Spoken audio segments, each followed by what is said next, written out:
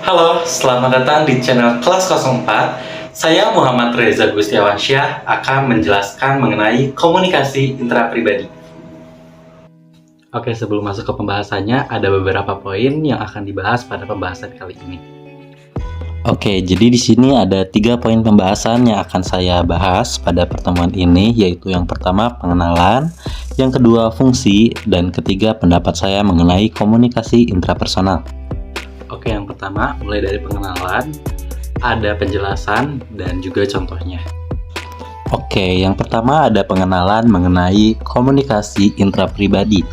Apa itu komunikasi intrapribadi atau intrapersonal? Komunikasi intrapersonal adalah bentuk komunikasi manusia yang paling murni dan paling dasar. Komunikasi intrapribadi atau komunikasi intrapersonal adalah penggunaan bahasa atau pikiran yang terjadi di dalam diri komunikator sendiri antara diri sendiri dengan suatu subjek yang tidak tampak. Sebagai contoh, menurut karya Henry Susanto tahun 2014, beberapa contoh komunikasi intrapersonal ialah meditasi, melamun, bermimpi, berdiam diri, menulis, introspeksi diri, dan masih banyak lagi. Lalu kita masuk ke poin yang kedua, yaitu fungsi dari komunikasi intrapersonal sendiri. Adapun beberapa fungsi dari komunikasi intrapersonal diantaranya yaitu mengembangkan kreativitas dan imajinasi. Dikutip dari buku Supervisi Pendidikan tahun 2021, karya Sulistriorini dan kawan-kawan, fungsi komunikasi intrapersonal adalah mengasosiasikan serta mengembangkan kreativitas dan imajinasi. Komunikasi yang terjalin dalam diri individu membantu seseorang lebih kreatif serta mengembangkan daya imajinasinya. Lalu yang kedua, melakukan kontrol diri. Komunikasi intrapersonal berfungsi untuk melakukan kontrol diri, khususnya dalam proses pengambilan keputusan. Setelah itu ada poin ketiga, yaitu membantu individu untuk peka. Proses komunikasi yang terjadi dalam diri manusia membantu individu untuk peka terhadap lingkungan sekitarnya. Dengan peka, individu menjadi lebih mudah dalam menangkap situasi di sekitarnya, serta memikirkan bagaimana seharusnya dia bertindak dan berkomunikasi. Poin keempat, yaitu menumbuhkan kesadaran diri. Dilansir dari Jurnal Komunikasi Intrapersonal dalam Komunikasi Islam tahun 2019, oleh Rahmiana, fungsi komunikasi intrapersonal adalah menumbuhkan kesadaran diri. Maksudnya, individu menyadari tiap aspek kepribadiannya. Lewat introspeksi diri, seseorang akan menyadari kualitas dirinya. Hal ini membantu proses pembentukan diri, termasuk ketika berkomunikasi dengan orang lain. Lalu ada poin yang terakhir, yaitu percaya diri dan munculnya motivasi diri. Dengan melakukan komunikasi intrapersonal, kepercayaan diri seseorang bisa tumbuh dan berkembang.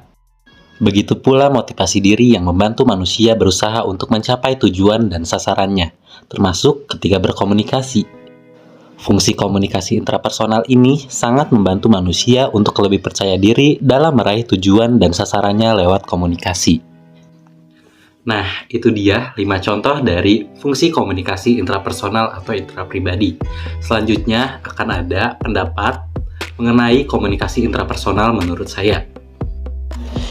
3 poin pendapat saya tentang komunikasi intrapribadi atau intrapersonal, yaitu komunikasi intrapersonal adalah hal yang dasar, hal yang penting, dan juga berfungsi untuk pengembangan diri. Oke, yang pertama yaitu poin mengapa menurut saya komunikasi intrapersonal atau intrapribadi adalah hal yang paling dasar. Karena sebelum kita jauh membahas komunikasi interpersonal, komunikasi massa, ataupun komunikasi-komunikasi lainnya, kita sudah lebih dulu melaksanakan komunikasi intrapribadi atau intrapersonal ini. Seperti halnya sedang membuat keputusan atau sedang berpikir akan melakukan apa, seperti itu. Dan itu tuh hal yang dasar menurut saya, karena ya kita sebelum melakukan sesuatu pasti ada berpikir seperti itu kan. Nah, itu tuh sudah termasuk komunikasi intrapersonal. Jadi itulah mengapa menurut saya komunikasi intrapersonal itu hal yang paling dasar. Lalu ada poin yang kedua, mengapa saya menyebut bahwa komunikasi intrapersonal atau intrapribadi ini adalah hal yang penting. Karena menurut saya kita tidak bisa terlepas dari yang namanya komunikasi intrapersonal atau intrapribadi. Seperti contoh, kita saat akan mengambil keputusan, pasti kita berpikir terlebih dahulu kan. Nah, itu tuh sudah termasuk komunikasi intrapersonal atau intrapribadi. Atau saat akan mengerjakan tugas, atau berpikir, atau melamun, atau segala macam, pasti kita terlebih dahulu melakukan komunikasi intrapersonal gitu. Lalu ada poin yang ketiga, yaitu komunikasi intrapersonal atau intrapribadi berfungsi untuk pengembangan diri. Mengapa? Seperti yang sebelumnya sudah dijelaskan pada bagian fungsi, di mana jika kita tarik garis besarnya, sebagian besar membahas mengenai pengembangan diri. Dan menurut saya, orang yang lebih sering berkomunikasi dengan dirinya sendiri akan lebih berkembang, entah secara pola pikir maupun perilaku. Kita ambil kasus, jika seseorang dihadapkan dengan suatu keputusan, orang yang kerap atau sering melakukan komunikasi intrapersonal atau intrapribadi cenderung akan mempertimbangkan segala sesuatu mengenai keputusannya. Berbeda dengan orang yang jarang melakukan komunikasi intrapersonal.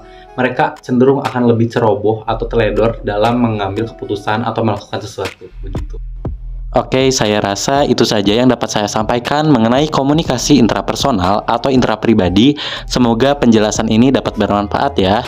Terima kasih.